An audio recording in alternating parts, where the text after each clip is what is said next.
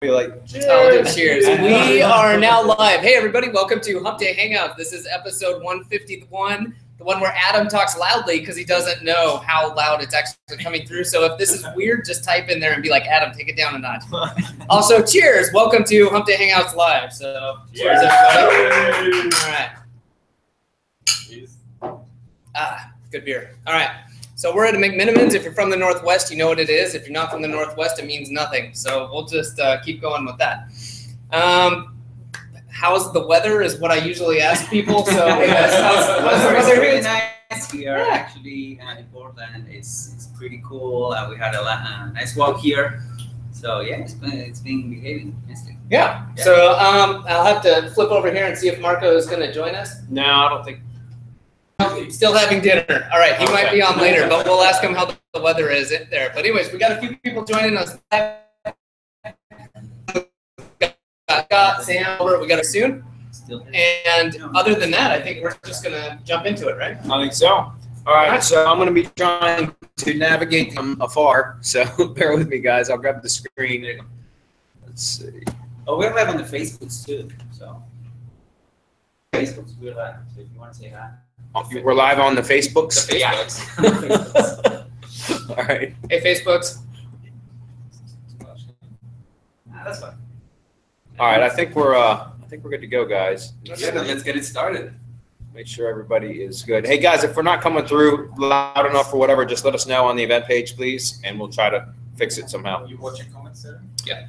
Okay, so Kevin says, thanks for last week me answering his question about handling lead gen issues. That was a question about branding being different on the lead gen site when a contractor comes out. You're welcome, Kevin. So next question is from Mohammed. He says, hey guys, do you always create a syndication network for SEO clients even when they won't be content marketing? I have this guy who's ranking pretty highly for auto detailing and he wants me to help solidify that. I'm planning to make a drive stack, but I remember BB saying he will always starts with a network. That is correct, Mohammed, because it helps to validate the entity. You syndicate content or not, it's still valuable to have because once again, it validates the entity. It kind of helps to claim that brand trying to do with the syndication network. So again, it's really important if you can, if you're going to be content marketing, it's great to have it because then it's obviously going to help with SEO as well.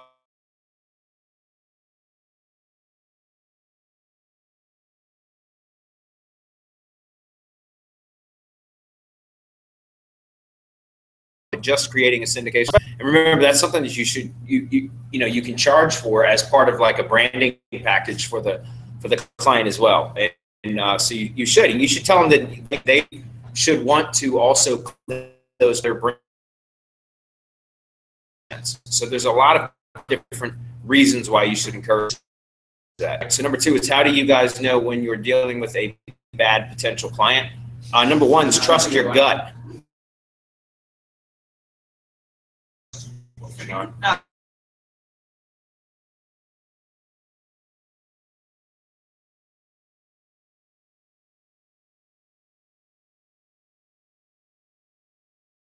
You have like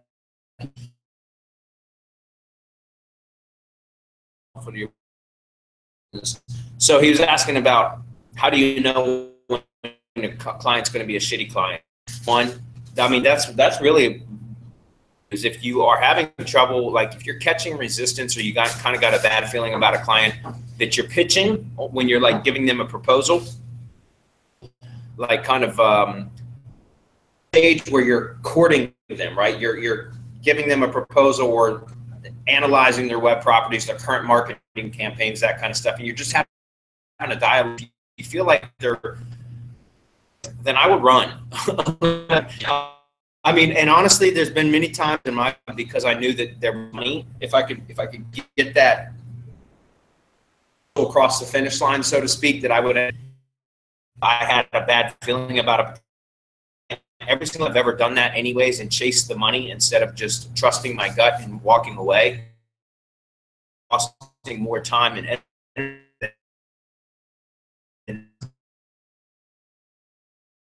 To be honest, hiring or the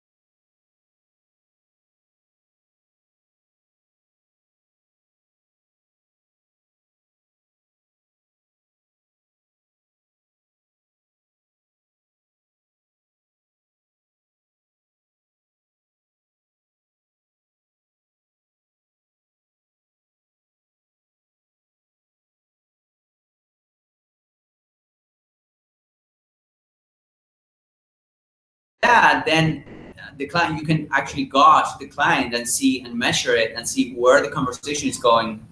Because I don't take any clients that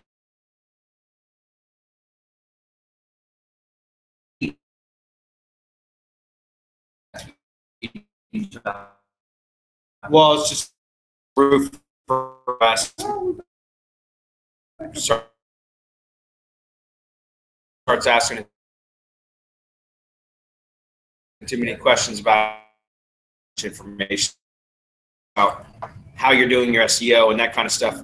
Do you go, you know, to explain how they fix a roof? You know what I mean? My point is it's like, look, you hired me to be the professional and do this, and you know, as long as I can produce results, that's all that matters. So my point is, when it comes to a client, if you think that if there's any sort of bad feeling, I would trust your gut and walk away, even if you need the money, because a lot of times the money's not worth the additional headache.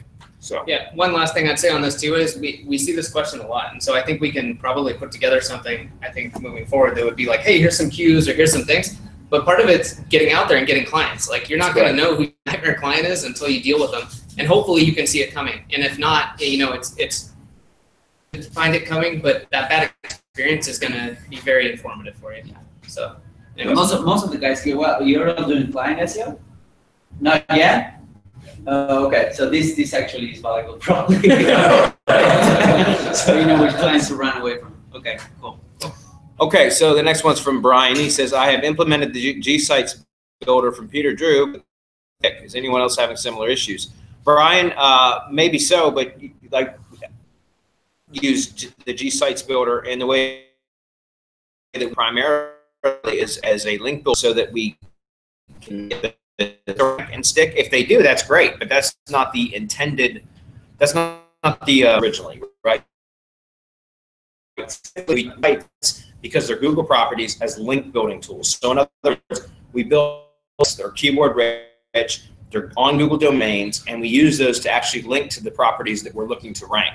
So it could be to a money site, to YouTube videos. You could use obviously RYS tactics and Drive, Google Drive and Drive files. So there's a lot of things that you can end up doing with those Google sites to help you to push the rankings of other properties. And that's typically how we use them. And here's the reason why, because obviously with the Google Sites Builder, it's an automated way to build a bunch of different Google properties that you can target different keywords to help push relevancy into whatever property you want. So for example, your own money site. Second of all, because it is on Google domains, you can use those as buffer sites so that you can basically spam the ever-living hell out of those Google sites, and it takes it because it's a Google domain. And so it basically will clean the juice so that you can do some pretty nasty stuff with Google sites. Again, sometimes the Google sites themselves will rank, but that's never what I never intend on setting out to rank the Google sites. If it happens, that's great. That's icing on the cake.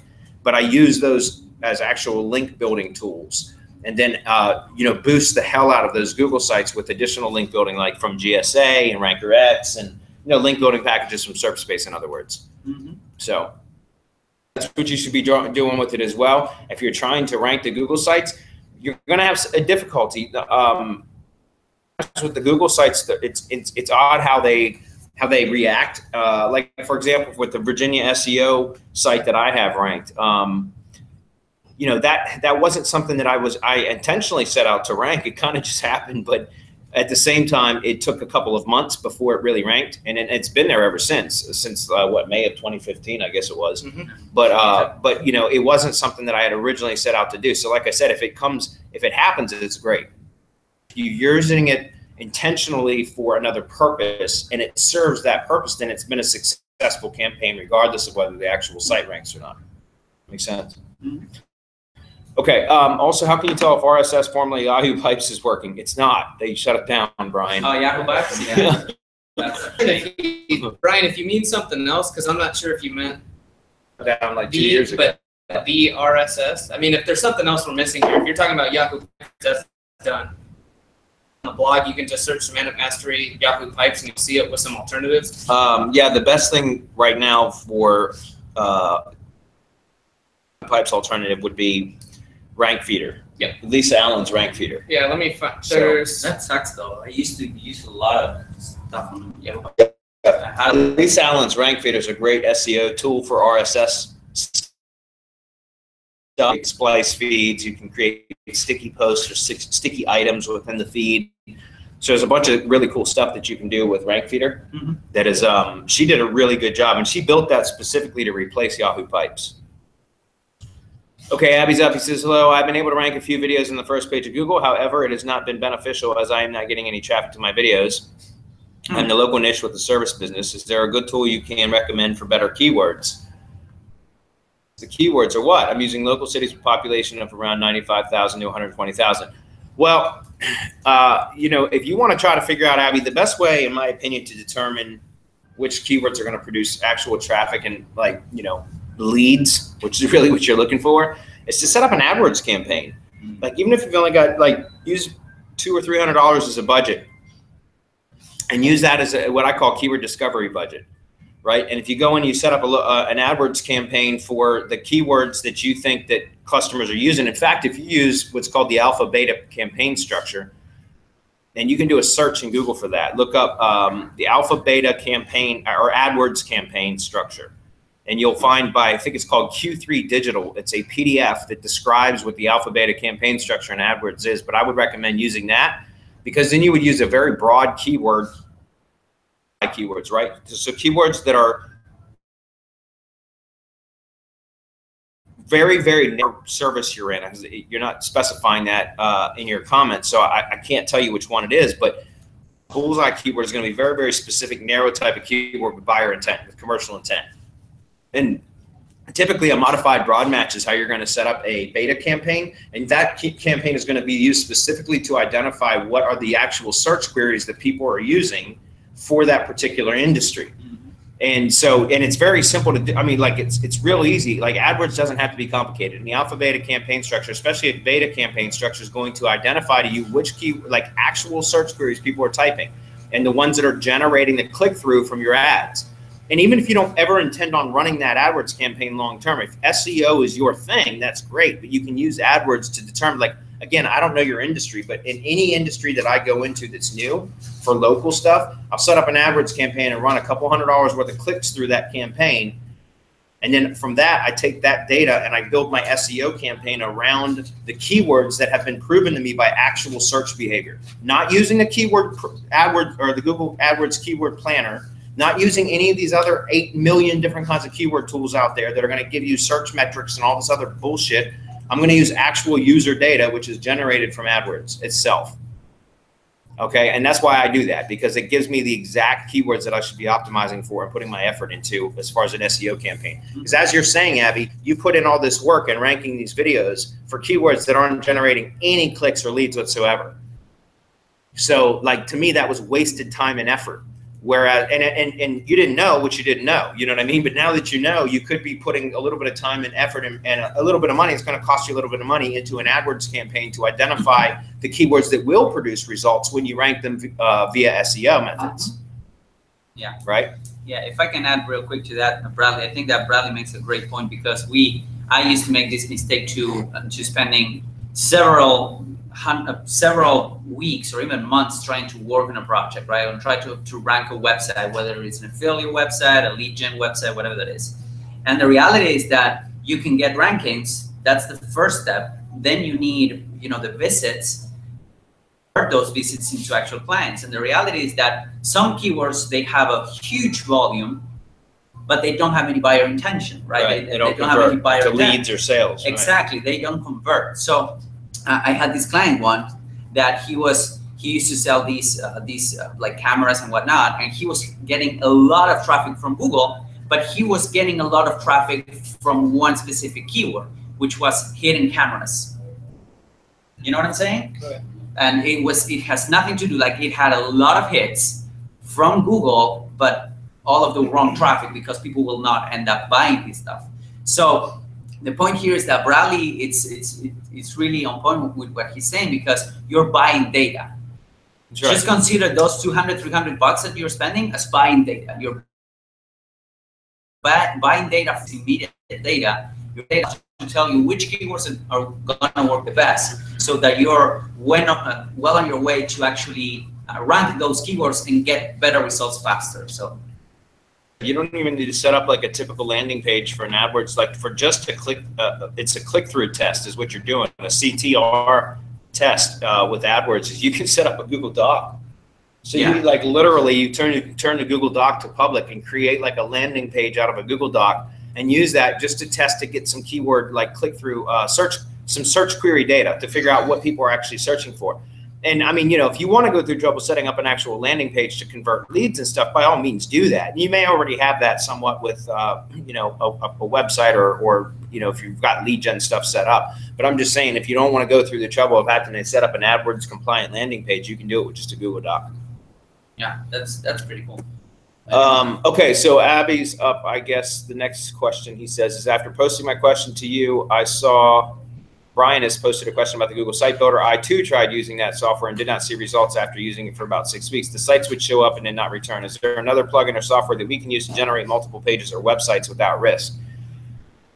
It's about, I mean, again, it's not about the sites themselves ranking, Abby. It's about using that tool to build sites as a link building tool, right? Yeah. And just use it to some of the choose. Yeah, and as even some of the choose to your site. Yeah, basically. And then as far as generating multiple pages or websites without risk, that's a good way to do it because it's a Google site.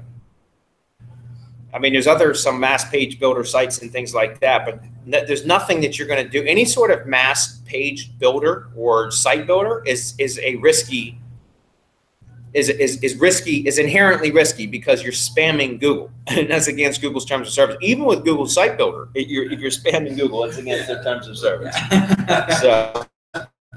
So when you say without risk, there's not really any way to do it. If you're building a bunch of pages, generate multiple pages or websites, Google. So that's not, you know, it's not really kosher. We do it anyways, but. Okay, Brandon's up. He says, if I'm promoting affiliate offers and I have no physical address for my online business, do I still need to create a Google My Business listing? Well, no, but I mean, you can. You don't have to, Brandon. It's up to you. If you want to validate the entity, there's certainly benefit for that.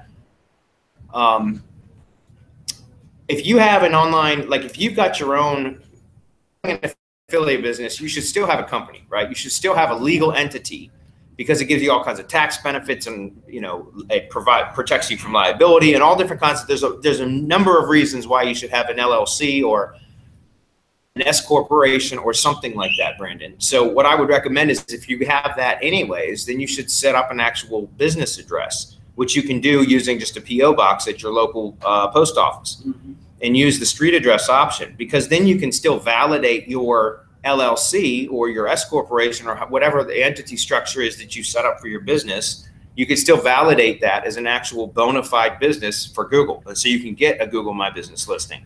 There's no reason why you shouldn't do that. It's going to add authority and credibility to your business.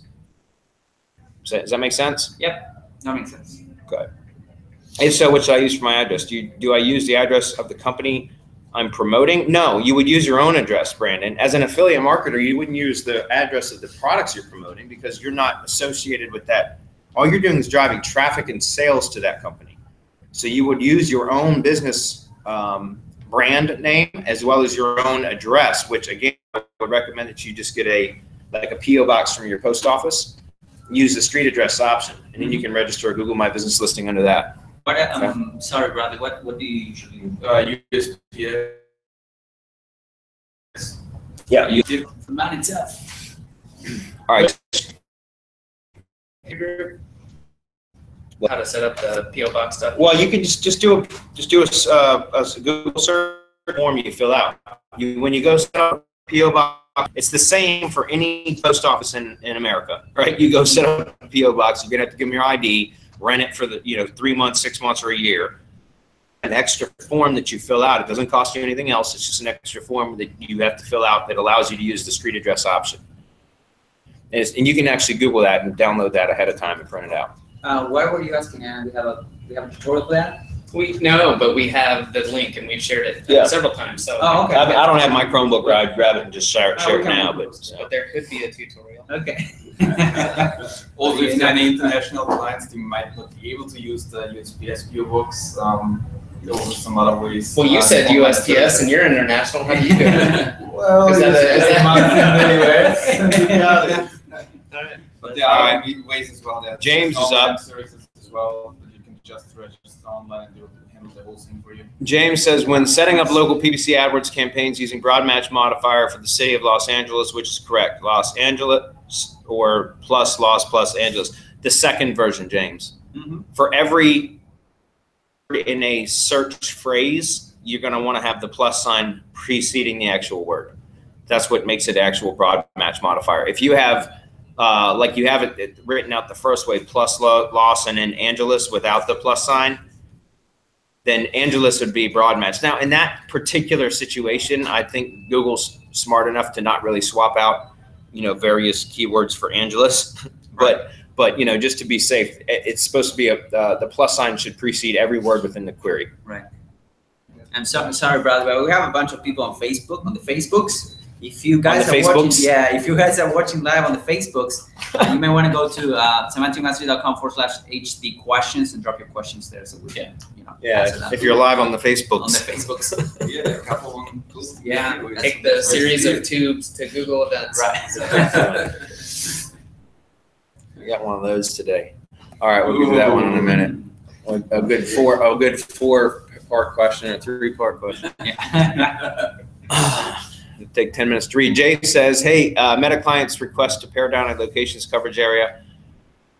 Request to pare down a locations coverage area from a radius to 10 or so zip codes. The map listing appears to have dropped almost entirely, except a brand name search for the biz from the maps listing. Makes sense for me. The Big G is reassessing the maps listing relevance. It's a maps listing that has consistently been in the top 3 for main keywords for many years now. I'm not worried, but should I be? LOL. Thank you so much for your input every week, guys. Hump Day Hangouts is a must. Interesting. I'm not sure why you would pare it down from like a radius to just specific zip codes, unless there. I'm sure there was a reason for it, Jay, but.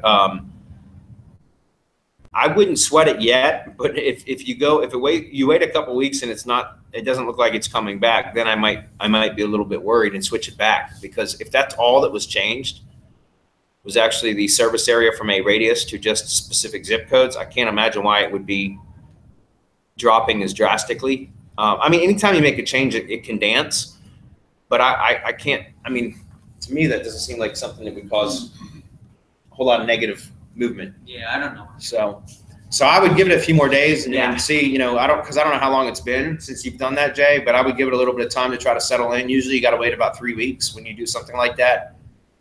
But if it's not coming back, then you're right, I would worry and maybe switch it back to a radius, unless there was a specific reason why you switched it to just the zip codes. Yeah. I don't know if this specifically hit the maps, but I think it was last weekend, there was a big shift in the algorithm. Like it was a big, if you go to Algorithm or Google Grant Meter, there was a big dance. So I don't know when this happened specifically, Jay, and I don't know if that's related for the maps, but I know that some people that were doing local felt it. You know what I'm saying? So maybe that's it. So I would definitely do what Bradley doing, which is give it a few days. Yeah, and then also, Jay, I don't know how much, if you're part of Syndication Academy, but we covered the press release strategy for local last week during the update webinar number 15 for Syndication Academy. We covered that quite a bit. So go back and watch that if you have access to that. If you don't, then you probably should join because what I would suggest doing is probably publishing a press release or two for the company specifically. You got to find some reason. You can make up news. There's about the company as far as something that's newsworthy or announcement worthy, in which case you could publish a press release and then link both to the money site itself as well as to the Google Plus listing, or I say Google Plus, but I meant Google Maps listing.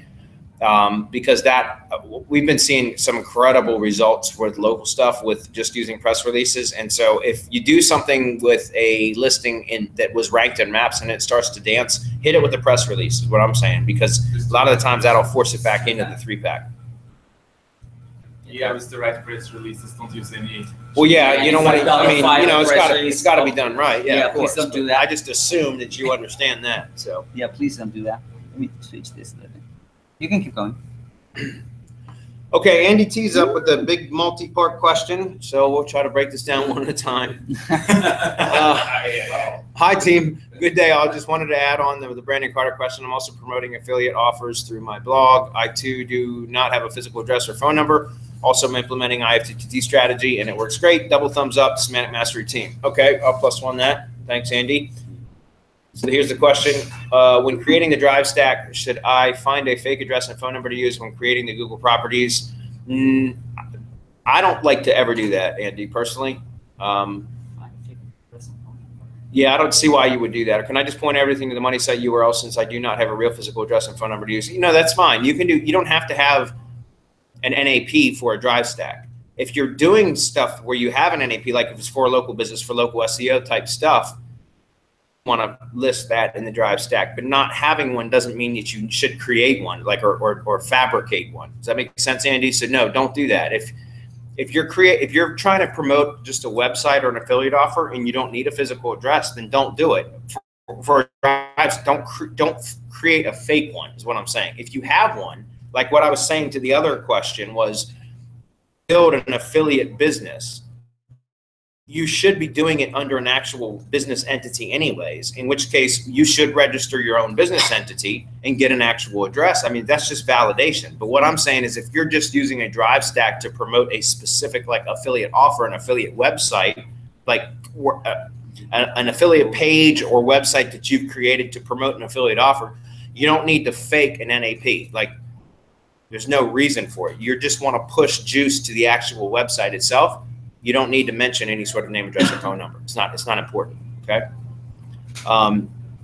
Okay, so that answer number one. Number two, as I mentioned, IFTTT is working great for me. Many of my pages have been ranking well. Can you tell me how the drive stacks can further help me since I am not running a local service? It sounds like RYS Reloaded is more suitable for business and not for affiliate websites. No, that's not true. I mean, I typically, because I do pretty much 90% of everything I do is just local based. That's the only reason why I talk about it applying to local so much.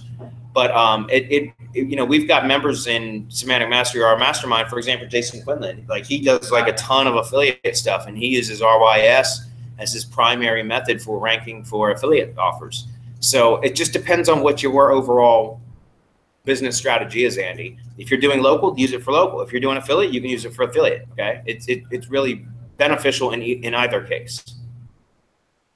Number three, one of my sites has about 100 pages of content. Should I build drive stacks for each of the pages? Wow. Or just yes, but only if you buy them through. Yeah, right. Or just one drive stack and point it to all the pages. You can do either. I mean, I don't recommend building 100 different drive stacks, one for each page. I mean, you certainly could, but that would take you a long time or a very big budget. So no, what I would suggest doing is just building a drive stack for like the overall theme.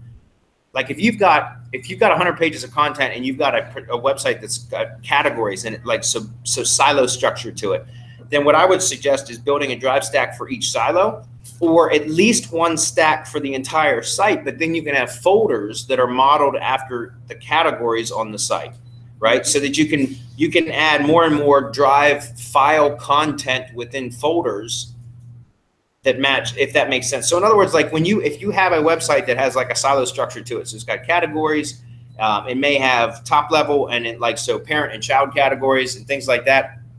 You can create a drive stack with folders that like the structure of the stack itself can model the architecture of the site, right? To where you would have folders that are basically the silos or the categories. Then you have all the files inside are optimized for that particular silo or that category, if that makes sense. But you really only need one stack for that. You don't need multiple stacks. Does that make sense? Mm-hmm. Yeah, I would say that you might need to test, Andy. I don't know how big the project is, and if you have 100 pages of content, I don't know how big the competition is, but you can test. You can start with one drive stack. I think that would be the best. The best always idea. Start with the least amount of work. Yeah, with one, and probably that will take you, up to the top of Google. Maybe not. Maybe you need to do one per category. For example, you have like 5 categories, and within those pages you have like 20 pages of content each category. You can just go ahead with one drive stack per category, but that's up to you, and that you need to test. So yeah. Okay, well that was for yeah, that wasn't too bad. Andy. Scott's up. Scott, since he's sitting behind us. Now I have to remember the question. He says, Scott says, is anyone using the new Google Sites embed URL feature to embed web pages? It's now live and I've tried it today. The feature's not available in Google Sites Classic version. So what Scott was telling us earlier was that in the new Google Sites, you can actually embed with a very simple function inside the site builder, correct? Absolutely. Okay. No, that's pretty cool. Yeah. That's pretty neat. Cool. Hey Rob, if you're watching this, So you could like embed like your own money site into a new Yeah. site page That's exactly right. and then hammer the hell out of it with links. That would be So. pretty cool. Yeah, we were talking about funnels. Maybe. Cool. Okay. I shouldn't say that. Okay, sorry. It says, who do you guys use for crowd searching? I saw Nuke has this new feature. Any thoughts? We're building our own right now, SJ. It'll be in SERP space. So right now we're not using anybody else's. We used crowdsearch.me forever and ever until it started going in the shitter as far as the quality of like it just stopped working and it's just not been. I think the IPs have been burned out too. Like traffic bots are using the same type of pool of IPs, and so a lot of those like that click-through spam traffic, as we call it, is becoming less and less effective. It's being filtered out or just ignored altogether. So, and I think it's because there's like limited amount of IP ranges that are being used for that kind of stuff. So we're developing our own that actually won't fall victim to the same sort of circumstances as the other ones, but it's still in development. We're probably not going to be ready to launch that until the first part of next year. Yeah. So in the early meantime, 2018. SJ, I've actually set up, we did a CT spam tool showdown is what I called it. Test where we tested several different type of click-through spam tools and services and applications. And none of them are really producing all that good of results right now. The best thing you can do as far as like, you know, is if you want to set up your own micro task worker gigs for that kind of stuff, that it's a little bit more manual, but it works really, really well. And that still works like crazy. Something else you can do is use like AdWords to send traffic places. That's kind of a backwards way to do it, but you can do that as well. That can be quite a bit expensive though, if you're using YouTube traffic, it's not as bad. But if you're trying to use like Google search traffic, that's pretty much.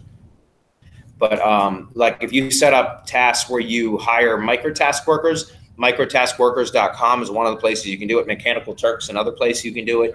That's where you can actually go like post like a gig and say, okay, I'll pay 10 or 12 cents for somebody to go search, you know, Google for this particular keyword, then go find this link in the listings where, you know, wherever it shows up in the search results pages, click on it and then dwell on the page for, you know, 30 seconds or whatever. And each micro task site will have different like ways that you can describe how you want the gig performed, but there's ways that they prove it. Like they can copy text from part of the site and paste it into like a text box so that you know that they actually visited the page, and then you pay them. And it's kind of a pain in the ass to set those up, but that still works like crazy because those are actual real people searching from real IPs, just like bot traffic, which are, again, it's just like bot traffic, and that stuff's just not working like it used to. It used to work really well, but I think Google has gotten wise to that, and so it's not working nearly as good as it used to.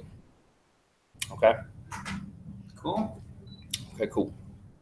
Are we out of questions? Because if so, we'll wrap it up early. I'm not worried about it. I was going to say, yeah, and if anybody's got any questions or we got some things we want to cut. Well, it looked like there's one more. Did you just answer Vaz?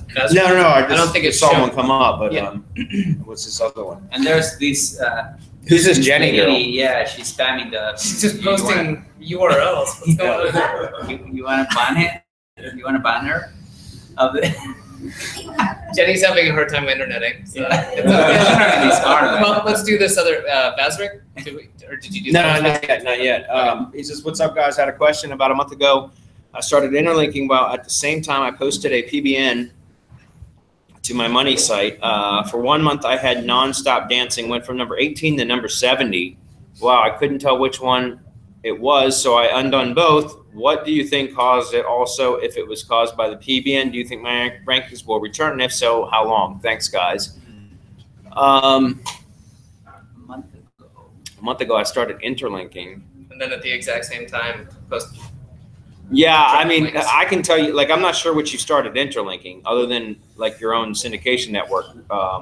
That's the only thing I can think of. He started. I think he started interlinking his own website. At the same time, he posted a PBN to his money site. So at the same time he was working on his interlinking and getting backlinks from PBNs. That makes sense. That's the way I see it.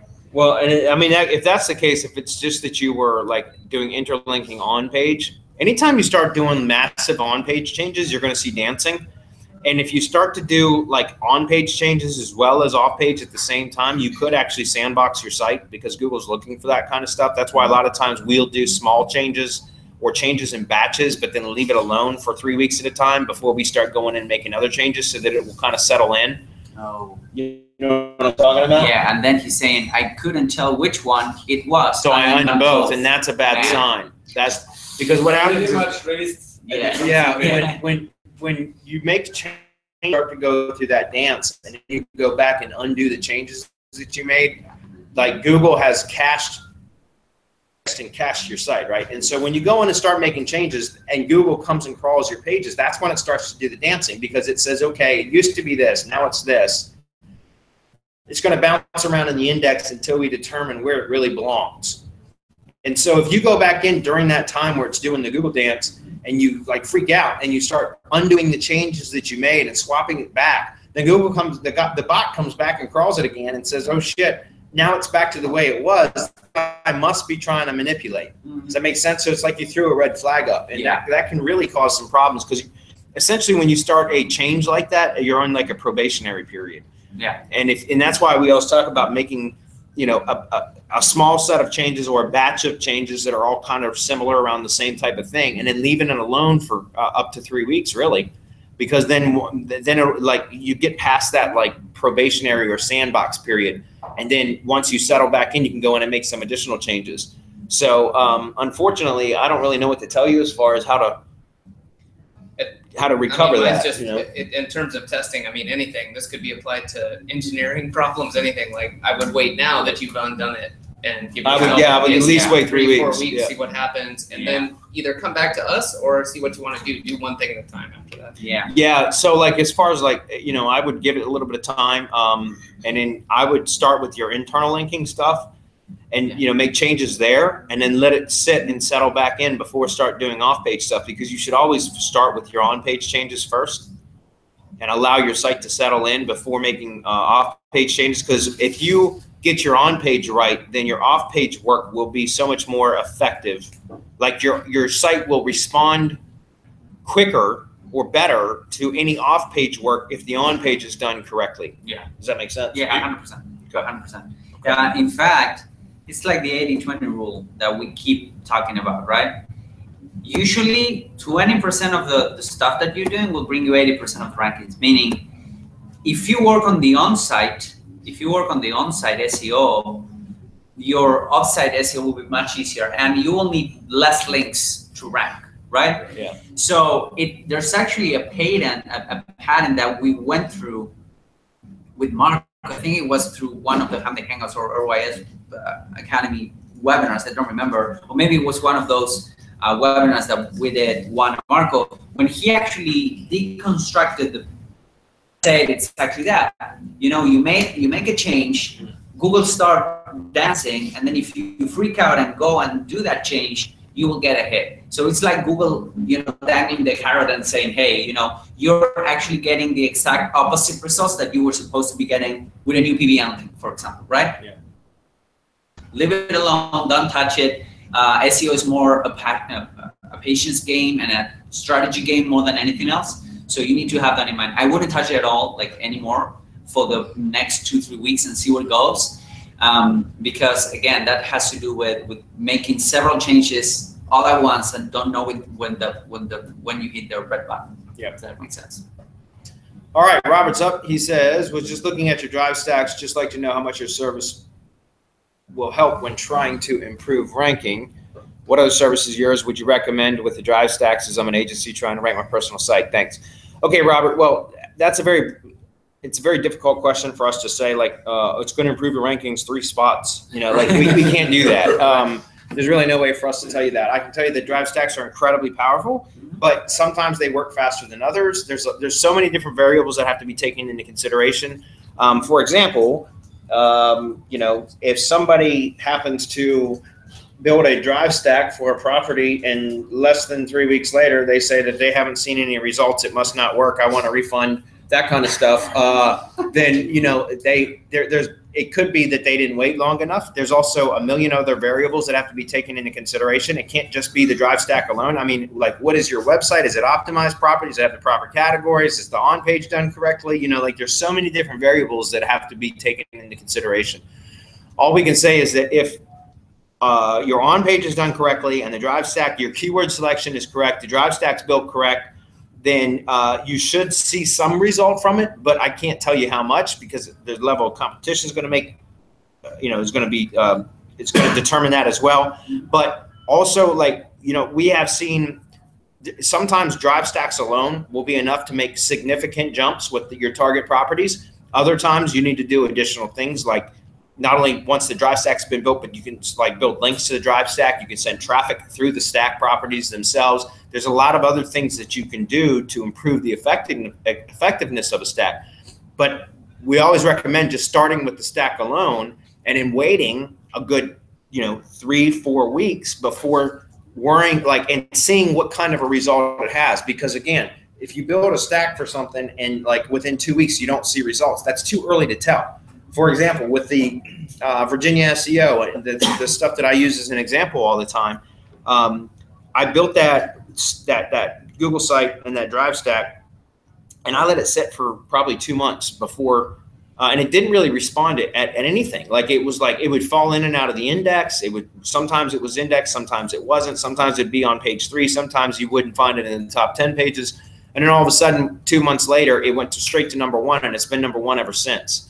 And we're talking almost 2.5 years now. Yeah. So my point is you never really know. And I never did anything to that drive stack or that G site other than one PBN link blast, which was 13 PBN links from a really shitty PBN, and that was it. And so my point is, you never really know with a drive stack except build it, give it 2 or 3 weeks or a month. I'd say a good 30 days. Yeah.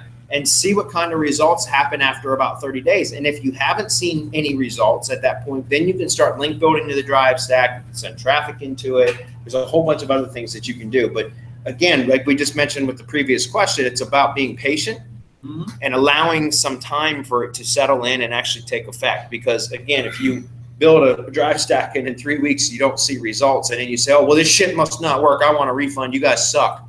Then, it's probably just that you waited, or you were a little bit too impatient. All right, so I'm not gonna lie. I was chatting with Rob Beal, who's one of the guys, one of the geniuses behind RYS Reloaded.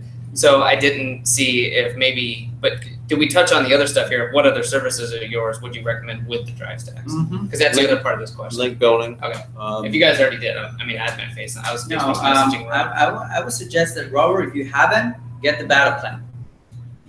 Get the Semantic Master Battle Plan. That is super cheap.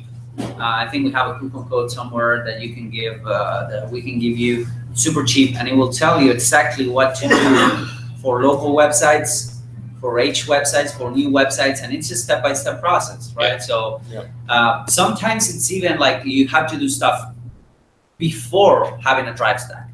You have to have your own page right, you have to have your link, your interlinking right. And before, sometimes you don't even need a drive stack. Actually, we use the drive stack sometimes immediately, sometimes down the road, depending. Yeah. It depends, right?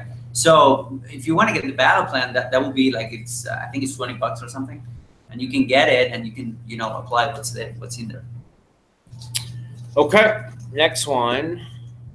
You're welcome, Vazrik. I hope I'm saying that right, but you're welcome, man. Yeah. He said that helped.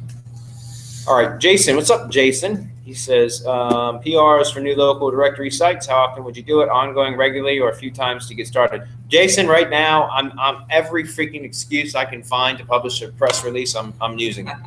So as many as you have a budget for, is what I'm saying. Customer. I'm not kidding. It crushes it, man. To me, there's no reason why you just shouldn't be pumping out PR after PR after PR as long as you have the budget for it. If it's making you money, why not? So. Right. And Dan is asking if he wants to come. We're gonna be here for another bit, right? Yeah, Dan, come on down. Where are we? We're at the Alright, yeah, I don't like. Yeah, somebody gonna come by and like. fucking A. Yeah, Come Alright, on, man. Bradley wants to drink beer with you, so yeah, I'll post the location on the event page here in a second. You got to buy me a beer, Dan. No, I'm kidding. Yeah, I'm kidding. yeah. Bring $5, and then we're gonna give you like $25 worth of food and beer. So. Yeah. That's nice. That's nice. Yeah. Deal. How we do it? So, Like all right. Well, listen. Since we've got a little bit of extra time, how about our guest? Thank you. I was hoping somebody would handle it. Let me see. Do Okay. you guys have any questions or anything you want to chat about since we're here? I mean, I don't want to put you on the spot either. So. I have a question. A Google site that you make through an RMIS stack. If you want to, so I made one, and I think like I'd want to change some of the content, and call to action, and everything. I assume that's something you would wait until you see it ranking where you're hoping it. No, I change it anytime. I would change it with the Google site. I wouldn't be changing my money site content a lot like that. I might add additional pages and stuff. It depends on how new the site is. Like, let me explain. Like for a Google site, what you're talking about as part of that, I would just go in and change it. Okay. If you got to make edits to it or whatever, or add pages to it to target different keywords, that kind of stuff, I would do that. But like for a money site, personally, like if I get a site built and then like I'm always worried about that sandbox period that we're talking about, the probationary period with my own site. But a Google site, because it's a Google domain, it's different. See what I'm saying? Yeah. So you can go in and make changes to that and not have to worry about it like being penalized because it's a Google site. Does that make sense? Yeah, that makes sense. So. Anybody else? No, we're wrapping up. Lovely. Yeah, I just got a new beer for it, so. No, we don't. Thank you, I want by to the say way. something too. Like, part of what we've been doing here, obviously we're together. This is rare for us. It's been once a year. So it's been 10 months since we were last together. And so we've been obviously going over the stuff that we want to plan out, things we want to do, things we want to implement. And I'm really happy that we have people come down and join us. It's good to meet. We talk about masterminds. We talk about networking. It is really important. It's something I personally avoided in my life for a long time because I was like, I don't want to talk to people. Yeah. Yeah, and so I mean, our mastermind. I'm part of our mastermind, but it's not the only one I'm a part of. I know Hernan's a part of a couple others. You guys are too. So I just want to stress that importance. And then also, of course, I'm going to talk about ours. And we do have a lot of really good stuff coming up. Yeah. Part of what we did was planning it out. We've talked to mastermind members. I don't know if any of you are watching and you want to help corroborate my story, like post, let them know that you've heard from me, because I've talked to probably 20 or 30 of our mastermind members on Skype, or asking for information and just getting feedback. Hey, what can we do to make this, how can we make it more either interactive, or how can we provide better information? And that's really the path we're going with it, is to make it better and more complete for people. So Yeah, that's actually a pretty good point. And another thing that I figured, because you brought me the master journal, and one of the greatest things that you could do, and this is more talking about entrepreneurship and mindset, which is one of the things that we're starting doing. Bradley started doing the mindset series every Monday for a while, and then we're gonna put that most likely into the mastermind. Is that we're here learning from each other. That's something that you want to keep doing. You want to keep sharpening the axe. You want to keep getting better at what you are. You want to keep staying on top of things. SEO and marketing in general is a really plastic and dynamic industry, and you want to stay on top of your craft. So that's why we do this. That's why the Hump Hangouts, and we are always out there in the trenches testing, and that's something that I invite you guys to do too. So. Yep. And as far as the mastermind, something that we're really focusing our efforts going forward on, just improving that and creating kind of like a curriculum for a 12-month plan to take people through, various levels of building an actual business. And, I think that's something that we're going to be rolling that out over the next couple of months while we start putting the content together and kind of restructuring everything. So, we certainly are going to be encouraging people to come join the mastermind, because it'll help to fast track your success with any type of online business that you want, whether it's local, affiliate, anything really, lead gen, that kind of stuff. So more about it. this is all like stuff that we've just planned out over the last couple of days while we're together. And it's going to take time for us to put all this stuff together, but you'll be finding out more about it going forward. And obviously, we're going to be here every week doing Hump Day Hangouts. Yeah, I was about to say, in the meantime, if it's not for you, that's great. You know, not everybody's perfect fit where it's not a mastermind for every single person in the world. You know, if it's not for you, either whether it's, you know, you don't have the money, you don't have the business yet, that's fine. Keep coming to the Hump Day Hangouts. We love it. I mean, we're happy to have people here and online. So, like Bradley said, just keep coming. Yep. Yeah. So, All right. That was pretty cool. let me see if we have any other questions. If not, we'll wrap it up. Where's the next hangout going to be? Yeah, the live one, that's a good question. We were talking about that. It's going to be like a year. I'll be here. Okay. Cool. So Greg's got a question. Greg, where the hell are you, man? I thought you were coming tonight, man. Yeah, he said he couldn't on the Facebook page. I was like, come on. Damn it. Free Greg. beer. Damn it, Greg. All right. He says, can you share any experiences in SEO value, benefits, and strategy adding multi-language pages to your website? Thanks, guys. You know, I've done that with just a couple of my tree service sites. There's a plugin. Shit, I can't remember the name of it. I'd have to look it up. But there's a plugin that will actually create and translate pages from English to whatever other languages you want. It's WPML. Is that the one? I don't remember. I don't remember which one it is, but anyways, it's a plugin that'll do that, and so it'll create like at the end of the URL /es for Spanish, you know, for example, and I've used that on a couple of my tree server sites, and I haven't noticed any difference, but I can't imagine it hurting. I don't know. I don't have any exact like hard data on that, Greg. Right, so I've used it quite a lot. So it's pretty much the same thing if you're ranking like a dedicated set for a specific keyword in another language. And plugins pretty much just help you to make it a more user-friendly version of the whole site. So you can actually browse the whole site in one language. Okay. For Google, it doesn't matter as long as it's you're targeting that keyword, and Google actually sees it's that site. Gotcha. If you're using the WPML. Yeah. There's a Google Translate button that you could actually put on a website. Yeah, you can do But that. that's To pretty transport. shit quality. Yeah. Yeah. Yeah. You can't expect Jay- a lot out of Google. Yeah. Especially Jason says, LOL, PR buys incoming, man. No problem, Jason. And by the way, Jason, just so you know, like I use multiple press release distribution services, guys. I try to be transparent about that because people think that I'm always going to suggest that you just buy them through server space. No, I highly recommend that you use that as well because we do have a good distribution service, but I also use several other versions. In fact, we've got a new one that we're going to be doing some promotions for. And Jason, I'm sure you're already aware of that when I talked about it in the mastermind, but Peter is a really good dude. So we'll talk more about that maybe next week. Okay. Mm-hmm. Sweet. Let's see. And we got a couple of comments from Rob and Jason about the mastermind. So thanks, guys. Thank you guys. We owe you a beer next time we see you, apparently. Yeah. So, All right. all right, guys. We're gonna wrap it up and drink with our friends now. So, Yeah. all right, we'll see you all. Thanks for being here. Cheers. Bye.